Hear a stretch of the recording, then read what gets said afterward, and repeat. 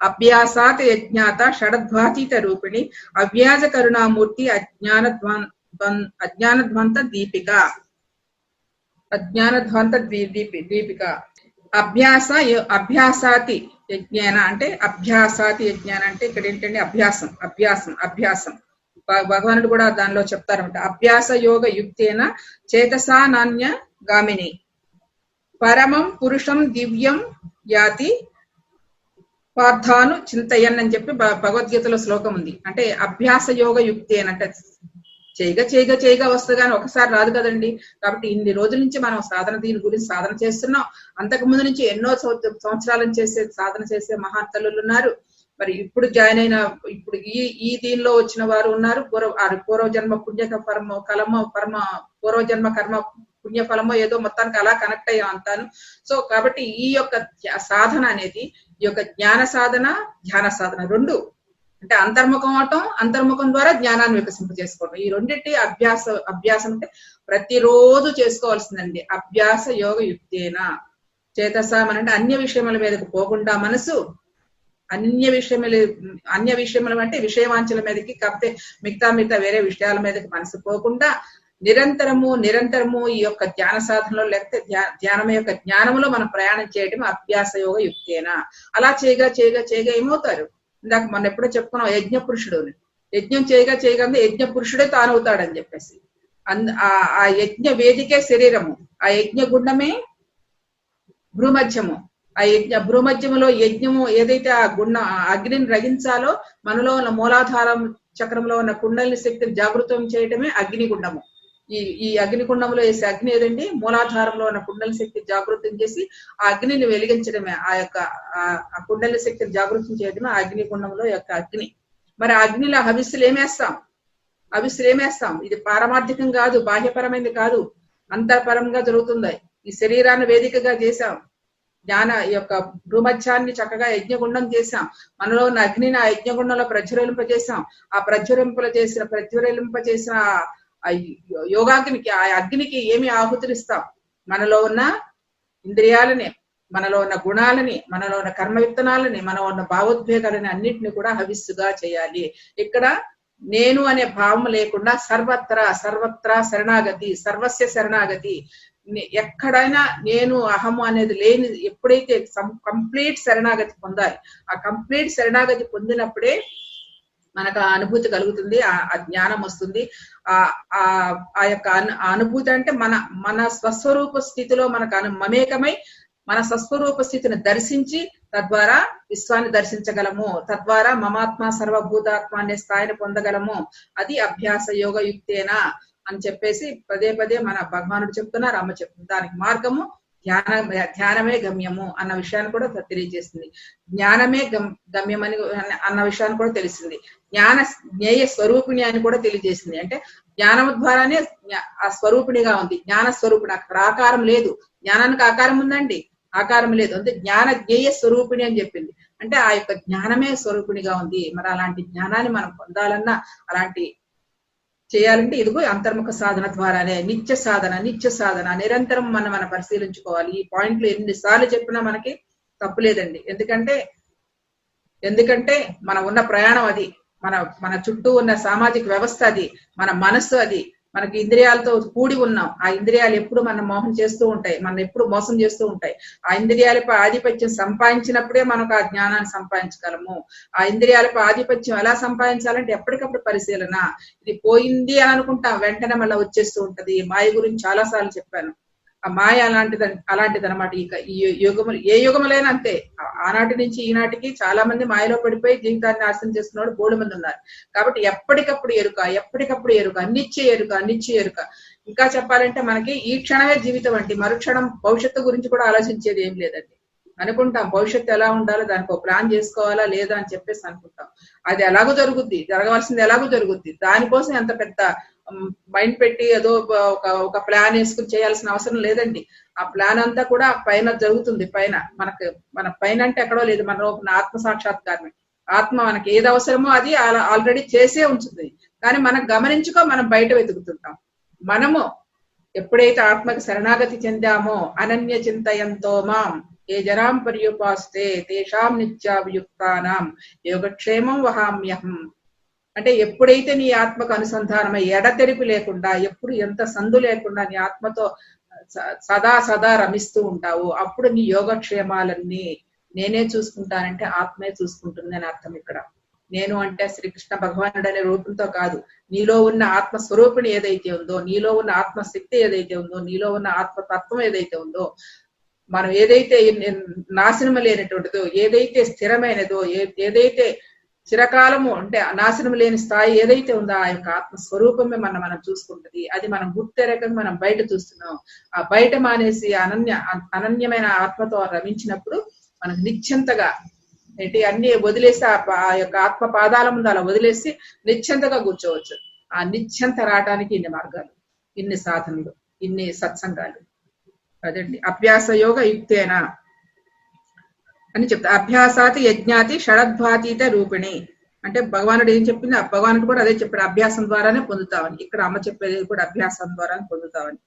అంటే మరి ఈ సాధన చేయడానికి కూడా చూడండి, అభ్యాసాత యజ్ఞాతి అంటే ఈ సాధన చేయడం ఏ లోకాల్లో జరగదండి, ఎక్కడ చేయాల్సిన అవసరం లేదు.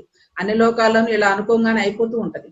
కానీ ఒక్క భూలోకంలోనే సాధన చేసి పవిత్రంగా మనం ఆ సంపాదించుకునే శక్తిని ఒక్క భూలోకంలోనే ఉంది. ఈ లోకమే అంత మత్స్యలోకం అనేది చాలా అద్భుతమైన లోకం, ఆనంద లోకము, అనుభవించే లోకము, అనుభూతి పొందే లోకము. ఈ లోకంలోనే అవన్నీ చేయడానికి వచ్చాం. ఇక్కడ మనం ఉన్నామంటే ఎన్నో జన్మల ఫలమే ఇక్కడ ఉంటుంది. ఎంతో మంది మహానుభావులు కూడా ఇంకా అనుభవించాలని, ఇంకా ఆనందాన్ని, ఇంకా ఇక్కడ ఉండి నేర్చుకోవాలని, లేకపోతే నేర్చుకుంటూ 10 మందికి చెప్పాలనే తాపత్రయంతో ఉండే మహానుభావులు ఎంతో మంది ఉన్నారు. మీకు ఒకసారి చెప్పినట్టున్నారు, మన మలయాళ స్వాముల వారు, ఏర్పేడు స్వాములు, మలయాళ స్వాముల వారు ఏర్పేడు అయింది. సో ఆయన అంటూ ఉంటారు, ఆఖరికి భగవంతుడు ప్రత్యక్షమై నాకు ముక్తి ఇస్తానన్నా నేను ముక్తిని కోరుకోను.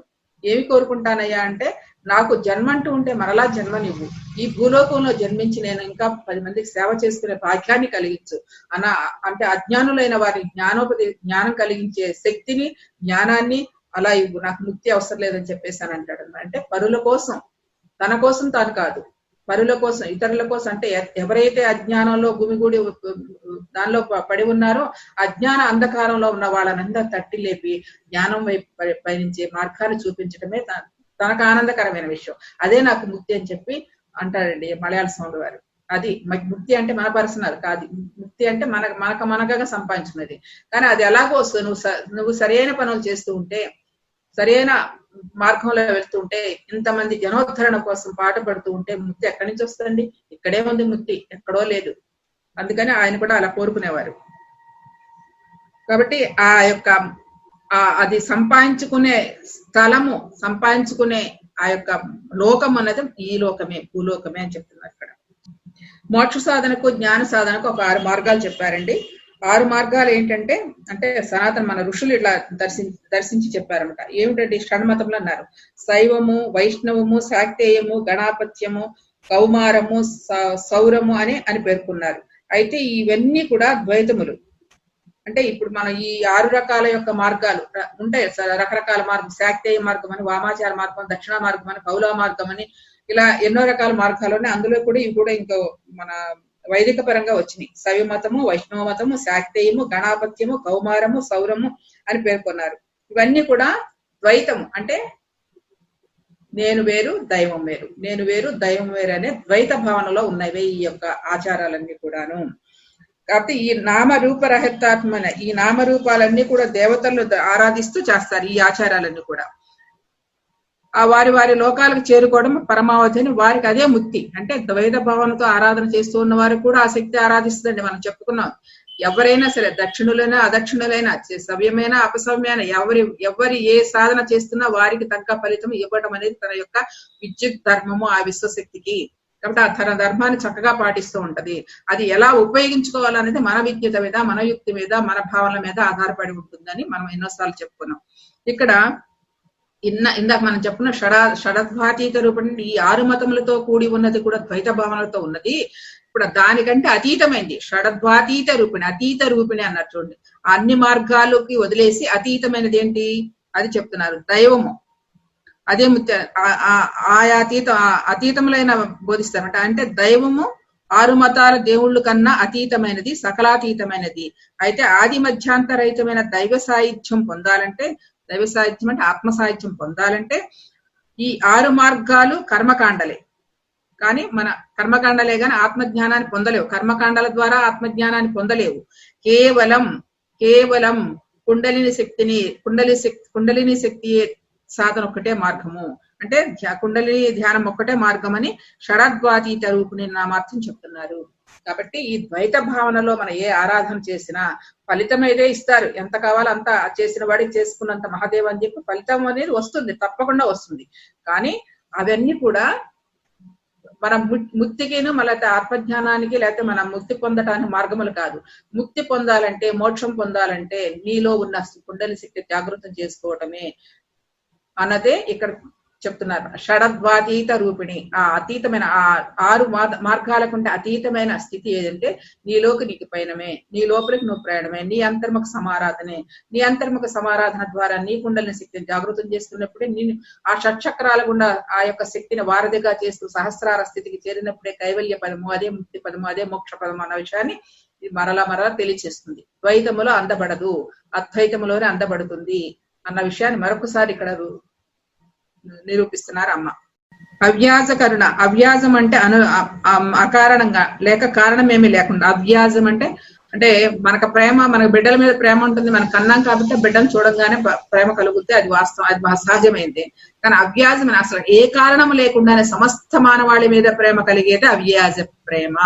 అవ్యాజ కరుణాసాగర అంటే ఏ ఫలితము ఆలోచించకుండా, దేని గురించి అంటే మనకి మన బిడ్డల్లో మనం చూస్తున్నాం, లేకపోతే మన బంధువుల్లో మన దగ్గర వాళ్ళని చూస్తుంటే అక్కడ ఏదో ఒక బంధం, ఒక ఎలిమెంట్ ఉంటుంది.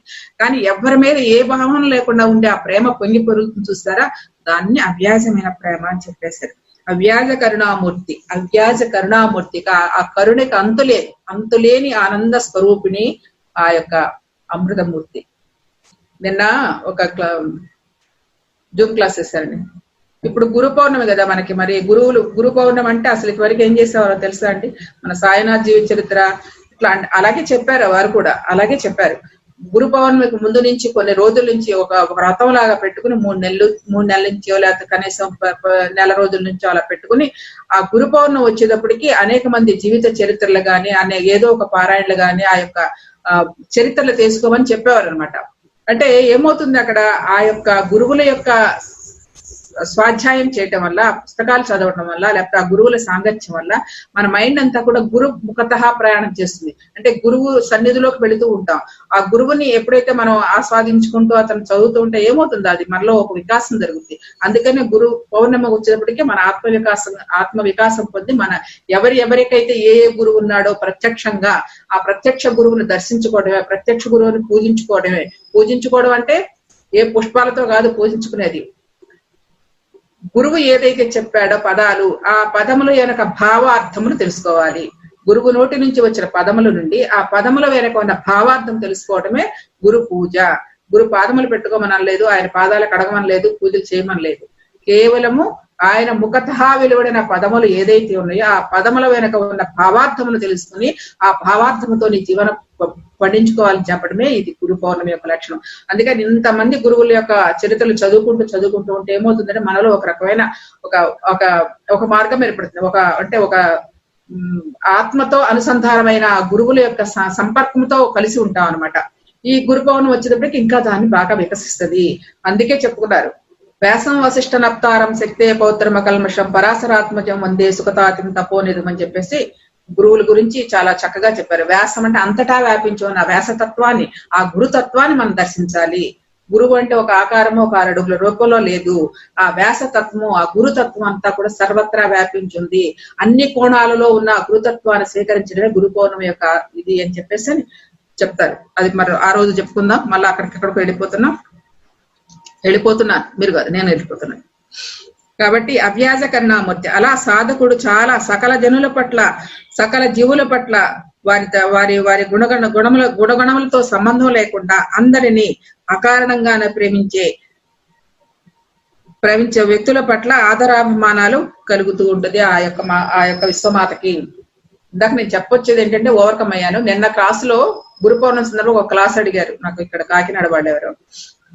నిన్న ఏం చెప్పారో తెలుసా అండి, మన అమృతానందమయ మూర్తి, అమృతానందమయ మాత ఉన్నారు కదా, కేరళలో ఉంటారు ఆవిడ. అమృతానందమయ మాత ఆవిడ పెద్ద ట్రస్ట్, పెద్ద కాలేజెస్ ఉన్నాయి, యూనివర్సిటీ ఆవిడ. అమృతానందమయ మాత యూనివర్సిటీ. ఆవిడ యొక్క చరిత్ర చెప్తుంటే ఒళ్ళు జలదరిస్తుంది. నాకు ఎప్పుడో నేను 2011లో వెళ్ళాను అక్కడ ఆశ్రమానికి. ఆ తర్వాత ఆవిడ జీవిత చరిత్ర చూస్తే ఒక బెస్తవారి పిల్ల అంటే చేపలు పట్టే వారి కుటుంబంలో పుట్టి అతి సామాన్యమైన జన్మించి ఆ చేపలు పట్టే వారి యొక్క కుటుంబంలో ఉంటే ఆ వృత్తులు చేసుకుంటూ 4వ తరగతి వరకే చదువుకున్న ఆ తల్లి, ఆ మాత ఈ రోజున ప్రపంచానంతా పరిపాలిస్తుంది. ఆవిడ ఎవరే కాదండి, వెళ్ళిపోలేదండి. ఆవిడ మన సహచరిని, మన ఆత్మ సహచరిని. ఇప్పటికీ ఉన్నారు. ఇంకా ఆవిడ 1953లో పుట్టారు. ఇప్పటికి 65 సంవత్సరాలు ఎంత ఉన్నాయి. ఇప్పుడు ఆవిడ మనతో ఉన్న మాతృమూర్తిని తెలుసుకోవడానికి నాకు చాలా ఆనందం అనిపించింది. ఆవిడ గురించి నేను అంత గంటన్నర సేపు చెప్పాను అనమాట. ఆవిడ అసలు పడిన బాధలు ఏంటి, ఆవిడ పొందిన అనుభూతులు ఏంటి, ఆ కృష్ణ తత్వం ఇందాక చెప్పానంటే ఆ ఆత్మతత్వం కావాలని తన పుట్టిననాటి నుంచే ఆ కృష్ణతత్వాని కోసం ఏడ్చేదండి. ఎప్పుడు ఇలా కళ్ళు కారిపోతూ ఉంటాయి అనమాట. ఏంటి అంటే అర్థం కాదు, బిడ్డ తల్లిదండ్రులకు అసలు అర్థమయ్యేదే కాదు. తను ఎదుగుతున్న కొద్దీ ఎప్పుడు రాత్రులు ఆ కంటి మీద ఆ కన్నీళ్లు బొగ్గల మీద చారికలుగా ఏర్పడాయి. ఎందుకు ఏడుస్తుందంటే ఆ తర్వాత కానీ తెలియలే. ఆ అమ్మాయి ఎదిగిన తర్వాత ఒక 3-4 ఏళ్లకి కానీ ఆ అమ్మాయిలో ఉన్న భావన తల్లిదండ్రులకి అర్థమైంది కానీ తీసుకోలేదు. తల్లిదండ్రులు ఇప్పటికీ కొన్ని సంవత్సరాల వరకు ఆ అమ్మాయిని గుర్తించలేదు. ఎప్పుడు పెరటి చెట్టు వైద్యాన్ని పనికిరాదు అంటారు కదా, అదే విధంగా ఆవిడకి జరిగింది. ఆ కృష్ణుడి కోసం ఏడ్చేది. నాకు ఎప్పుడు కనపడతావు, నన్ను ఎప్పుడు తీసుకెళ్తావు, నీతో ఎప్పుడు ఆడిస్తావు అంతా కృష్ణ, ఏది చూసినా కృష్ణతత్వమే. ఆ తత్వం తర్వాత నెమ్మదిగా ఒక రోజున ఆవిడకి అమ్మతత్వం కూడా అర్థమైంది. అమ్మతత్వాన్ని ఆవిడే ఆవిర్భవింపు చేసింది. సో తర్వాత అమ్మతో కలిసిపోయి ఎన్ని అద్భుతమైన అనుభూతులు రండి ఆవిడికి. నిజంగా మన సహచరి, మన ఈనాడు మనకి ఎంతో మంది పరమపదించిన వాళ్ళు వెళ్ళిపోయిన వాళ్ళ గురించి మనం చెప్పుకుంటున్నాం. కానీ అలా కాదండి, ఇప్పుడు ఈ మనతో పాటు ఒక అమృతమైన మూర్తి, ఆనందమూర్తి ఆవిడ. చిన్నతనం నుంచి ఆనందం అంటే ఏమో తెలియకుండా, బాహ్య ఆనందం అంటే ఏంటో తెలియదు కానీ ఎప్పుడూ ఆత్మానందంలో రమిస్తూ ఉంటది. ఆవిడకి భావాతీత స్థితి వస్తే అంటే ఆవిడకి కృష్ణుడు ఆవహిస్తే కొన్ని గంటల పాటు అలా సమాధి స్థితిలో ఉండిపోయేది. మనిషి అసలు ఎక్కడ పల్లెకారు కదంటే అక్కడ ఉన్న అరేబియా సముద్రము ఉప్పు సముద్రం, ఆ సముద్రంలో పడి ఉండిపోయేదండి. అట్లా గంటల తరబడి అలా ఉండిపోయేది అనమాట. ఎవరో మళ్ళీ వెళ్ళి ఎత్తుకుని తీసుకొచ్చేవారు. సో అలాంటి అమ్మ చరిత్ర నేను చెప్పాను. చాలా ఆనందం అనిపించింది. ఎందుకంటే ఈ గురు పౌర్ణమి సందర్భంగా ఇదివరకు అలాగే చదివేవాళ్ళం అండి మేము అంతా కూడా. మన సాయినాథ జీవిత చరిత్ర అప్పుడు ఆ యొక్క అంటే సాయినాథ్ పారాయణ చేస్తున్నప్పుడు, సాయినాథుడిని ఆరాధించేటప్పుడు ఇలా ఉండేదన్నమాట. 3 నెలల ముందు నుంచి పుస్తకాలు, ఈ యొక్క అమ్మవారి పుస్తకాలు లేకపోతే ఏ పుస్తకాలైనా చదువుతూ అక్కడ కంప్లీట్ చేసుకునేవాళ్ళం. ఒక చరిత్ర, ఒక పారాయణ లాగా. ఎందుకంటే ట్యూనింగ్ అనమాట, గురువుకి ట్యూనింగ్ చేయడం ఇదంతా, అంతకంటే వేరే ఏం లేదు. అప్పటికి తెలిసేది కాదు. అమ్మ చదవాలి మంచిదంట అని అనుకుని చదివాము. కానీ ఆ మంచి ఏంటి అన్నది ఇదనమాట ఇప్పుడు మనకు అర్థమైంది. అంటే ఆత్మతో అనుసంధానం అయ్యే ఒక ప్రక్రియ జరుగుతూ ఉంటుంది, గురువుతో అనుసంధానం అయ్యే ప్రక్రియ జరుగుతూ ఉంటుంది అన్న విషయాన్ని ఇప్పుడు తెలుసుకున్నాం సాధన ద్వారా, ఇన్ని అనుభవాల ద్వారా. కాబట్టి ఆ గురుతత్వాన్ని, మనకు గురువుని అన్ని ఆకారంగా కాకుండా గురువు వెనకాల ఉన్న తత్వాన్ని, వాళ్ళు చెప్పే మాటల వెనకాల భావార్థాన్ని తెలుసుకోవడం గురు పౌర్ణమి యొక్క మహావిశిష్టత. ఇది ఈ అభ్యాస కరుణామూర్తి అంటే ఆవిడ ప్రేమతత్వాన్ని గురించి నేను చెప్పబోయింది ఏంటంటే, ఇందాక అమృతానందమయ మూర్తి యొక్క ప్రేమతత్వం అనేది ఎలా ఉంటుందంటే, ఆవిడ ఇంట్లో పడిన కష్టాలు, ఈ చెప్పనలవి కాని కష్టాలు చిన్ననాటి నుంచి. ఆవిడ 3వ ఏట పిల్ల దగ్గర నుంచి, 3 ఏళ్ల పిల్ల ఏం చేస్తుంది పని కానీ చేసింది ఆవిడ. 3 ఏళ్ల పిల్ల ఇంటి పని, వంట పని, అన్ని పనులు చేసి ఆ స్థాయికి ఎదిగిన పిల్ల అంటే అసలు ఎన్ని కష్టాలు పడిందంటే చెప్పనలవే కాదండి. అంత బాధలో కూడా ఏనాడు తల్లిదండ్రులు ఒక మాట అని అడగదు, ఒక పదం అని అడగదు. చెల్లెళ్ళని, తమ్ముళ్ళని అందరినీ బాగా చూసుకునేది చిన్ననాటి నుంచి కూడా. తనకి కావాల్సిన వ్యవహారాలు కూడా ఉండవు, తనకు కావాల్సిన బట్టలు కానీ ఏమి ఉండవు, అంతా వదిలేసినవే ఇచ్చేవారు అనమాట ఆవిడికి. అలాంటి జీవితాన్ని అనుభవిస్తూ కూడా తన చుట్టూ ఉన్న ప్రపంచాన్ని చూడండి, తన చుట్టూ ఉన్న ఆ యొక్క జీవరాశిని, సకల జీవులని, ఒక మన మేకల్ని కానీ, కోళ్ళని కానీ, ఏదైతే సర్పాలను కానీ, ఏ జీవులు ఉన్నాయంటే అన్ని జీవులు ఆవిడ గురించి తెలుసుకుంటాయండి. అది గొప్ప విశేషం. ఆవిడకి ఏది కావాలో ఆ జీవులు తెచ్చిపెట్టాయి. ఒక ఆవు తోడు వచ్చి ఆవిడకి పాలు కావాలంటే ఆవు నా పాలు పితుక్కో అని చెప్పి ఆవిడ ఎదురుగుండే ఇలా పడుకుని పొదుగు చూపించేది. ఆవిడకి ఆహారం కూడా మానేసింది చివరికి. ఇంట్లో ఉన్న ఆహారం తినేది కాదు, అది తింటే ఆవిడకి వామిటింగ్ అయిపోయేది. తప్పి దేవుడిచ్చిన ఆహారమే తినాలని ఒక నిర్ణయం తీసుకుంది ఆవిడ. సో అలాగా ఆ అభ్యాసమైన కరుణ ప్రేమ ఆ చుట్టుపక్కల ఉన్న వాళ్ళందరికీ, ఆ గ్రామంలో ఉన్న వాళ్ళందరికీ పంచేది. మరి సకల జీవులు ఆ సర్పాలకి వాటికి కూడా ఏవేవి ఉన్నాయి అన్ని జీవులు తన దగ్గర అలా ఆడుతూ పాడుతూ ఉంటాయి, ఆవిడ మీద ఎక్కేస్తూ ఉంటాయి, తిరుగుతూ ఉంటాయి. వాటన్నిటికీ కూడా ఆధారమైంది ఆ ప్రేమను పంచింది. ఏమాత్రం విసుగు లేకుండా, ఏమాత్రం భయం లేకుండా, ఏమాత్రం కోపం లేకుండా తన పూర్తి కరుణారసం, కరుణ అంటే ఒక సముద్రం అంత, ఆ సముద్రం దగ్గర ఆవిడ ఉన్నందుకు సముద్రం అంత ప్రేమ కలిగి ఉందండి ఆవిడ. ఆ ప్రేమ తత్వం తన ఎక్కడో మారుమూల ఉన్న చిన్న పల్లెలో ఉన్న ఆవిడ ప్రపంచంలో ఉన్న వాళ్ళందరినీ తన దగ్గర రప్పించుకుంది. ప్రపంచంలో ఉన్న వాళ్ళందరినీ, భాష రాదు, చదువు లేదు, అయినా ఆ యొక్క దైవీతత్వము, ఆ యొక్క ప్రేమతత్వం అన్నది అలా రప్పించుకోబడింది. ఆవిడని వెళ్ళిందా అండి? వెళ్ళలేదు. ఎలా వచ్చిందంటే ఎవరికి వారికి ఆ విశ్వం ఆవిడకి కళలో కనిపించి వెళ్ళమని చెప్పేవారండి మిగతా వాళ్ళందరినీ కూడా, ఫారినర్స్ వాళ్ళందరినీ కూడా. అదొక పెద్ద కథ. అట్లా తన యొక్క ప్రేమతత్వాన్ని అలా పంచుతూ తను ఒకటే మాట అంటారు, హగ్గింగ్ మాత అంటారు. ఆవిడని అలా దగ్గర తీసుకుందంటే వాళ్ళలో ఉన్న కర్మ ప్రక్షాళన నాశనం అయిపోయినట్టే. అంతటి గొప్ప మాతృమూర్తి, అంత గొప్ప అమృతమూర్తి ఈ రోజు మనతో పాటు ఉన్నారు. అయిపోయిన వాళ్ళ గురించి కాదు, ఉన్న వాళ్ళ గురించి తెలుసుకోవడం చాలా గొప్ప విషయం. ఎప్పుడు కూడా ఉన్న వాళ్ళని మనం గుర్తించాం. సో ఆ విధంగా ఆవిడ తన యొక్క సకల ప్రేమని అలా పంచుతూ ఒక యూనివర్సిటీ స్థాపించి, medical college, engineering college, degree college, school అన్ని పెట్టు, సేవాధర్మ సేవ లేని వాళ్ళకి అంత అనాథలందరికీ సేవ చేస్తూ ఆ యొక్క ఊరిని ఒక పెద్ద ప్రపంచంలో ఒక గొప్ప పుణ్యక్షేత్రంగా తయారు చేస్తుంది. అది అమృతం అంటే, అది ఆ కరుణాసాగరం అంటే. అంతకంటే కరుణాసాగరం ఎక్కడ ఉంటుందండి నిజంగా. మరి అంతమంది మీరు అందరు చూసారా నాకు తెలియదు, కానీ చూస్తే నిజంగా కళ్ళల్లో ఉన్న ఆ ప్రేమ తత్వం అనేది అలాగ వర్షింపబడుతూ ఉంటుందండి. ఆవిడ సమక్షంలోకి ఎవరు వెళ్ళినా సరే తన యొక్క ఆనందాన్ని మనం పొందుతాం, అనుభూతిని పొందుతాం. అది అవ్యాజ కరుణామూర్తి అంటే. ఎటువంటి బంధాలు లేకుండా, అపారంగా ఏ కారణము లేకుండా పొంగి పొరిలేదే అవ్యాజ కరుణా ప్రేమ సాగర అన్న నామానికి అర్థం. అజ్ఞాన ద్వంద్వ దీపిక, అజ్ఞానత్వం అంటే అజ్ఞాన మార్గము అని అర్థం. ఈ ప్రపంచమే సత్యమని, ఇంద్రియ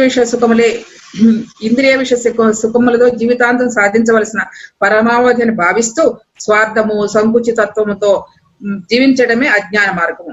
అజ్ఞానం అంటే అదే కదండి, నేను, నాది, లేదా నా వారు, నా ఇల్లు, నా పిల్లలు, లేదంటే ఇది ఈ ప్రపంచమే శాశ్వతము, ఈ కనపడే విషయాలే శాశ్వతము అని ఎవరైతే అనుకుంటున్నారో వారు అజ్ఞాన దశలో ఉన్నట్టే లెక్క.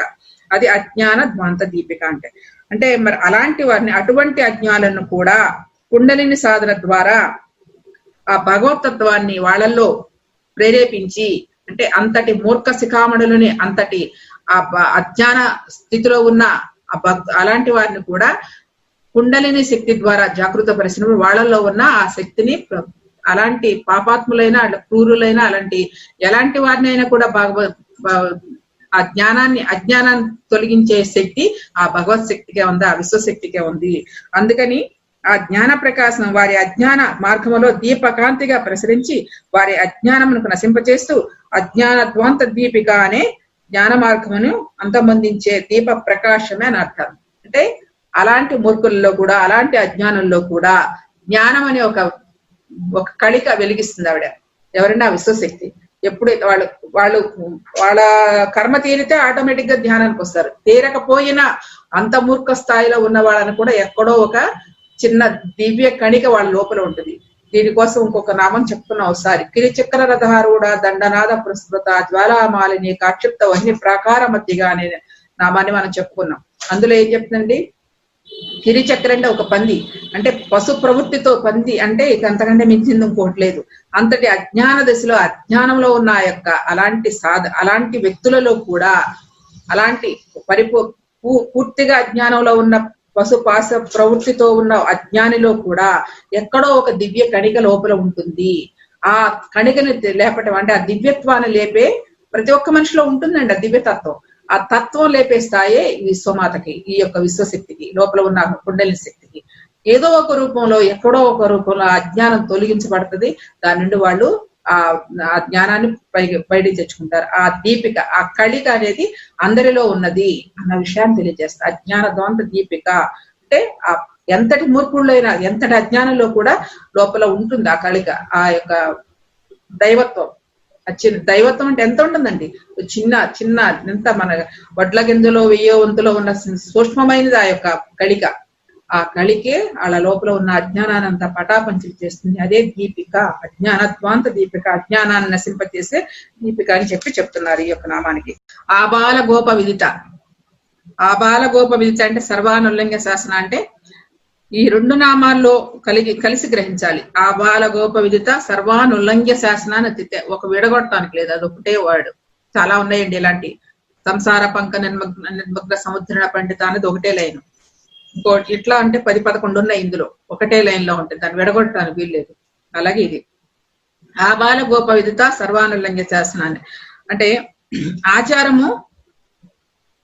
ఆచారం అమలులో సంప్రదాయములుగా కట్టుబాట్లుగా ఉన్న సకల శాసనములను అతిక్రమించి సర్వానుల్లంఘ్య శాసన అంటారు.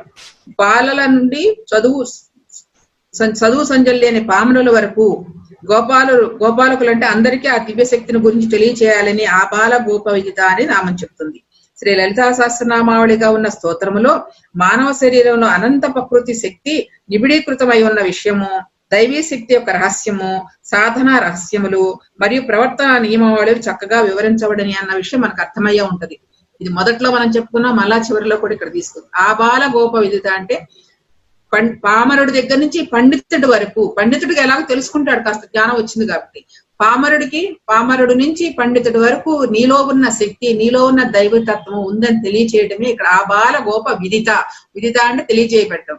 ఎవరండి? బాల అంటే బాలలు అంటే పామరులు అనమాట. ఇక్కడ బాల నుండి చిన్నపిల్లలని కాదు, పామరులు. ఎటువంటి ఇప్పుడు నేను చెప్తున్నానండి ఇక్కడ ప్రాక్టికల్ అనుకో. ఈ ఇల్లు కడుతూ ఉన్నప్పుడు 23 ఏళ్ళు అయింది ఇల్లు కడుతున్నప్పుడు ఆ పని వాళ్ళు వస్తారు కదా, అప్పటికి మాకు జ్ఞానం పరిచయం అయింది కదా, 1 సంవత్సరం అయింది అంతే. ఇల్లు ధ్యానం పరిచయంగానే మా ఇది మారిపోయింది. ఎందుకు మారిపోయిందో మాకు తెలియదు, మాకు కట్టాలని కూడా ఆలోచన లేదు, మాకు ఇంకా పిల్లల చదువులు అన్నీ ఉన్నాయి. సరే ఒక 4 ఏళ్ళకి చూసుకుందాం అనుకుంటే మరి ఆ దైవ కార్యం చేయాలని ఉంటుందో ఏమో తెలియదండి, మనకి అలా నడిపించబడుతుంది. ఉన్నట్టుండి తిరిగారి పరిచయం అయిన 90 ఏళ్ళ పరిచయం అయ్యారు. 98 ఆగస్టు కల్లా ఉన్న చిన్న, అంతకుముందు చిన్న పెంకుటిల్లు ఉండేది, వ్యాపారం అది జరుగుతుంటేది, అన్ని జరుగుతుంది. అప్పటికప్పుడు పడగొట్టేసిస్తాం. ఆ చేతిలో ఉన్నాయంటే లేవు. ఆ దైవ నిర్ణయం ఎలా ఉంటుందో తెలియదు. అలాగా మొత్తానికి 1 సంవత్సరం లోపలే మాకు ఇంచుమించు 8 నెలల్లో మొత్తం బిల్డింగ్ కింద నుంచి పైదాకా అయిపోయిందండి. అప్పుడు అది వేరే విషయం. ఆ పని చేయడానికి పని వాళ్ళు వస్తారు కదండి, అందులో ఒకటి కూర్చోబెట్టి ఇట్లాగే జ్ఞానం నేర్పి అందరికీ చెప్తూ ఉంటాం, కానీ అందరు తీసుకోలేరు కదా.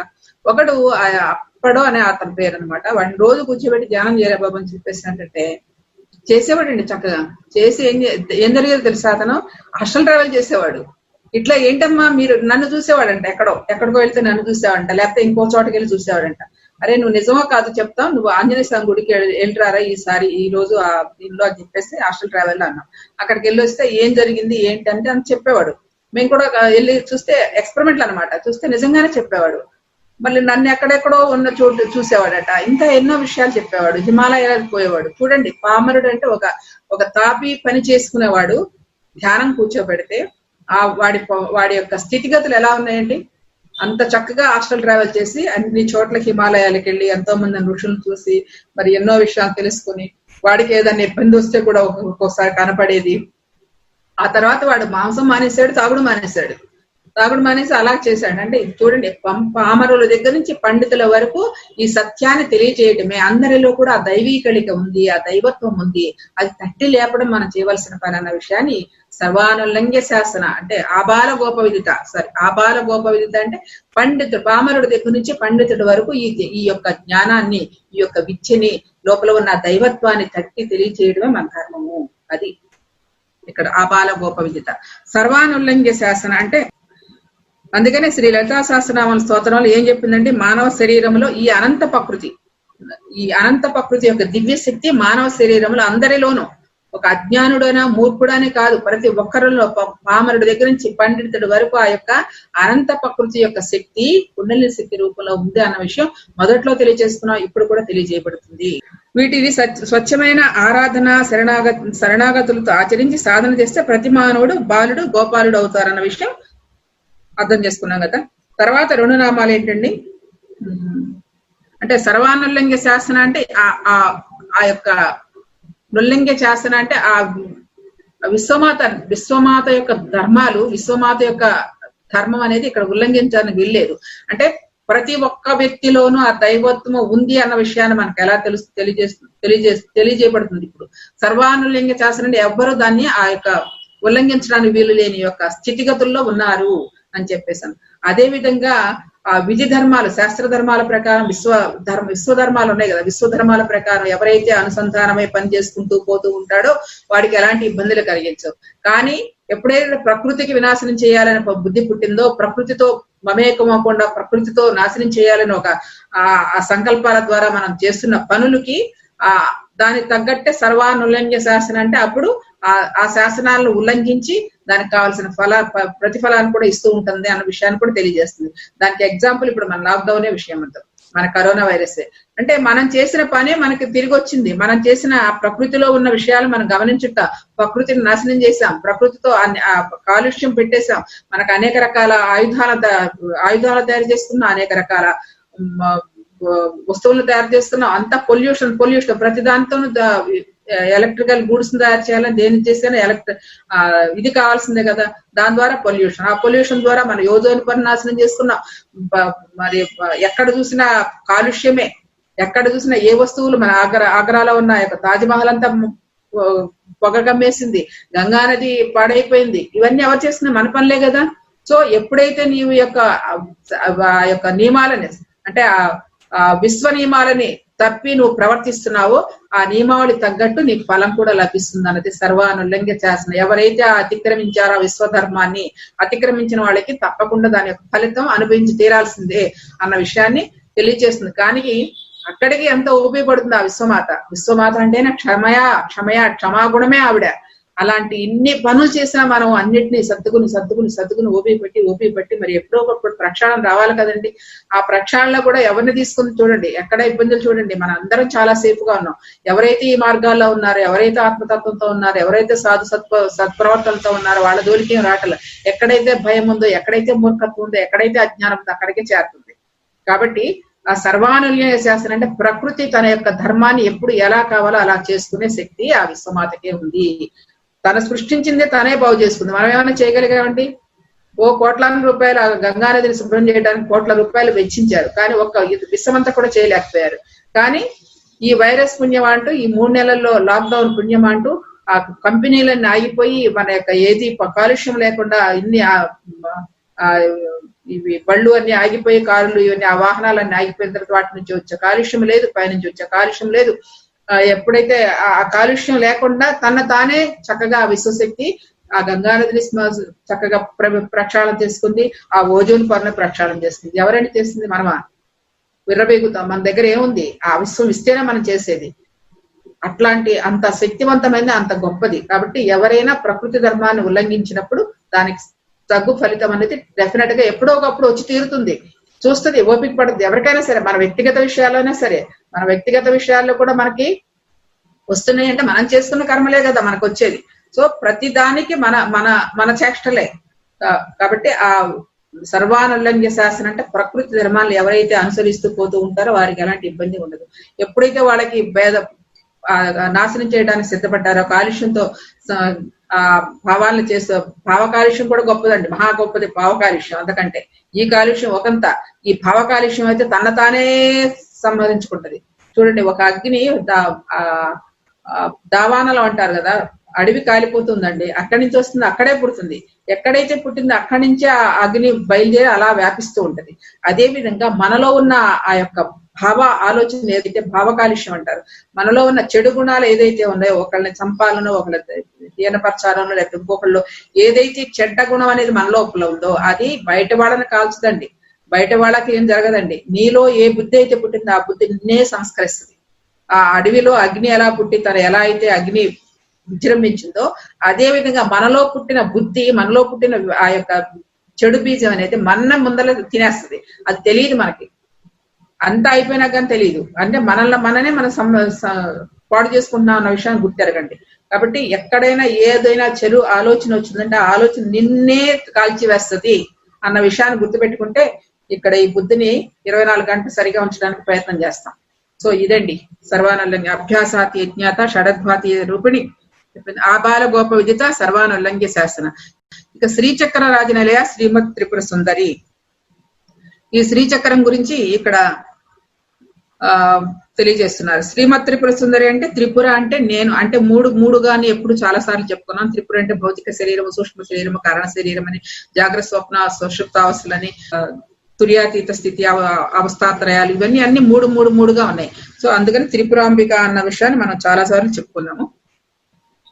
అందుకని త్రిపుర సుందరి అన్నారు అవిశక్తిని. ఇక శ్రీచక్ర రాజనిలయ శ్రీమద్ త్రిపుర సుందరి. పద్మాసనంలో కూర్చుని సాధకుని మఠమే శ్రీచక్ర బాహ్యమూపురము. అంటే నలుచదరంగా ఉన్న ఈ యొక్క పీఠము సాధకుని బ్రహ్మరంధ్రము, శ్రీచక్రపు కేంద్ర త్రికోణము, అందలి బిందువు భగవత్ శక్తి, 3 పురములతో కూడిన మానవ శరీరం అని. అది సజీవ శ్రీచక్ర రాజ్యములో సకల సంపదలతో శ్రీ కూడిన అంటే ఈ శ్రీమద్ త్రిపుర సుందరి అంటే మనం చాలా సార్లు చెప్పుకున్నాడు. మనం కూర్చున్న విధానమే శ్రీచక్రం. మనకు అంటే శ్రీచక్రం అంటే ఒక పెద్ద యంత్రం వేశారు, అది వేరే విషయము. అది సజీవ శ్రీచక్రమే. ఈ శరీరమే సజీవ శ్రీచక్రము. నవద్వారములతో కూడి ఉన్నది ఈ సజీవ శ్రీచక్రము. ఎక్కడుందండి? మనం బయట చూడటం అనేది లేదు. అది 4 బయట ప్రాకారాలు అంటే 4 ప్రాకారాలు. మనం ఇక్కడ కూర్చునే విధానందే 4 ప్రాకారాలు కలిగి ఉంటుంది. లోపల వెళ్ళిన కొద్దీ మరి అష్టదళ, దశదళ, సహస్ర 14 దళాలతో అన్ని ఒక్కొక్క కోణాలు విభజించబడతాయి. ఆ కోణాలకు కోణాలు ఉంటాయి. ఇట్లా చాలా శ్రీచక్రం గురించి వెళ్ళాలంటే ఇంకొంచెం వివరంగా చాలా వెళ్ళాలి. అది అంటే ఇవన్నీ ఎక్కడున్నాయి? మన శరీరంలోనే ఉన్నాయి. ఈ శరీరమే సజీవ శ్రీచక్రము. ఈ యొక్క కుండలిని శక్తే లోపల ఉన్నది. ఈ కుండలిని శక్తి జాగృతం అవడమే సహస్రార చక్రంలో ఉన్న యొక్క సహస్రార బిందువుతోటి. బిందువు శ్రీచక్ర మేరు బిందువు అంటారు కదండి. మేరు అంటే ఆ చివరి ఉండే ఒకనొక బిందువు స్థితి. ఆ యొక్క మేరు బిందువే మన వెన్నుపాము. ఆ వెన్నుపాము నుంచి వెన్నుపాము లోపల ఉన్న సుషుమ్న నాడియే మేరుదండము.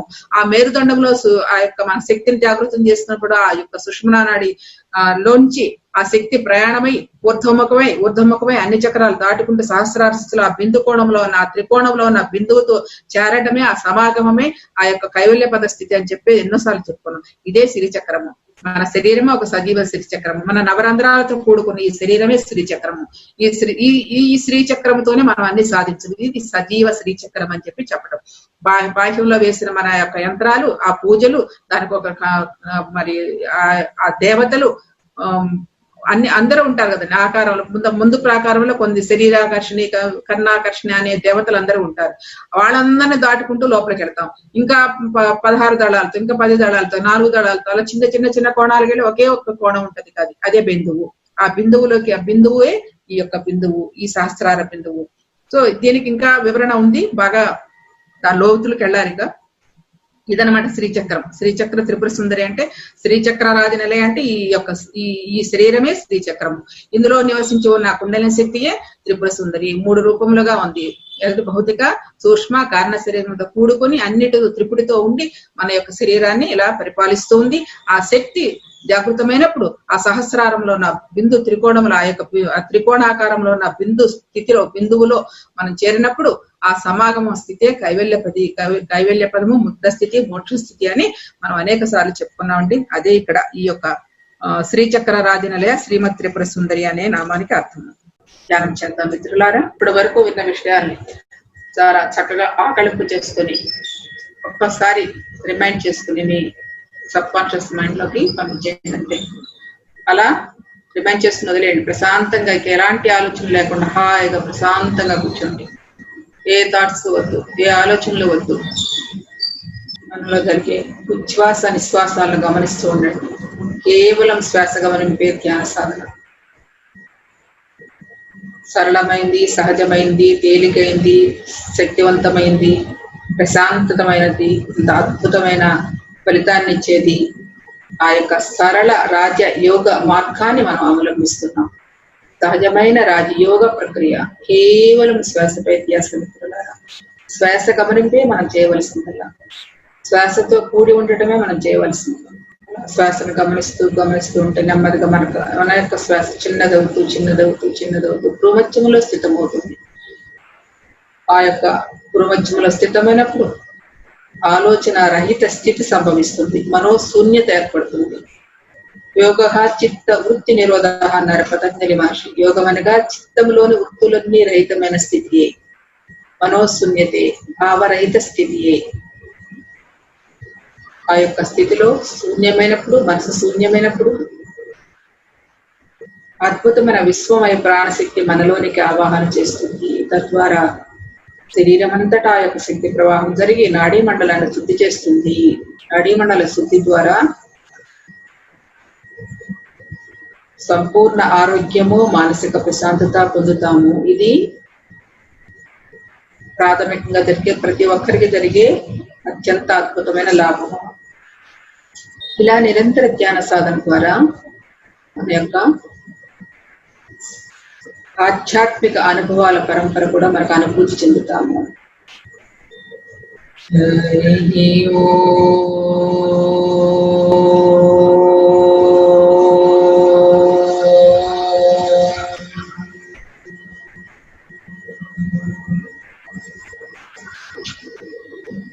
హరి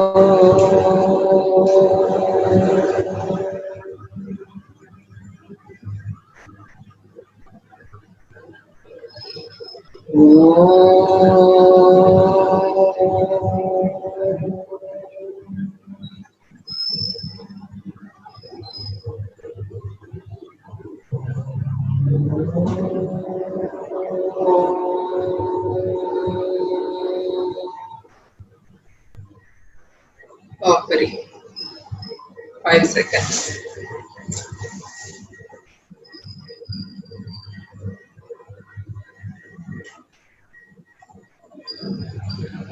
5, 4, 3, 2, 1. ఓకే మాస్టర్స్, యొక్క రెండు చేతుల్ని ఇప్పుడు తీసుకుని మీ కళ్ళపై ఉంచుకోండి.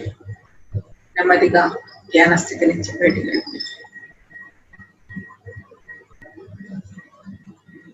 ఇక్కడి అద్భుతమైన జ్ఞానాన్ని అందించిన గురువర్యులు బ్రహ్మర్షి పితామహ భద్రేజీకి ఒకసారి ప్రణామాలు అర్పించు. అలాగే వ్యాస మహర్షికి, ఐగ్రీవ మహర్షికి, అగస్త్య మహర్షికి ప్రణామములు.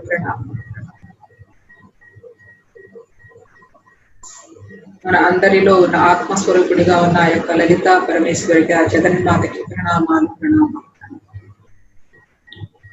సర్వే జనా సుఖినో భవంతు, సర్వే జనా సుఖినో భవంతు, సర్వే జనా సుఖినో భవంతు. శాంతి శాంతి శాంతి.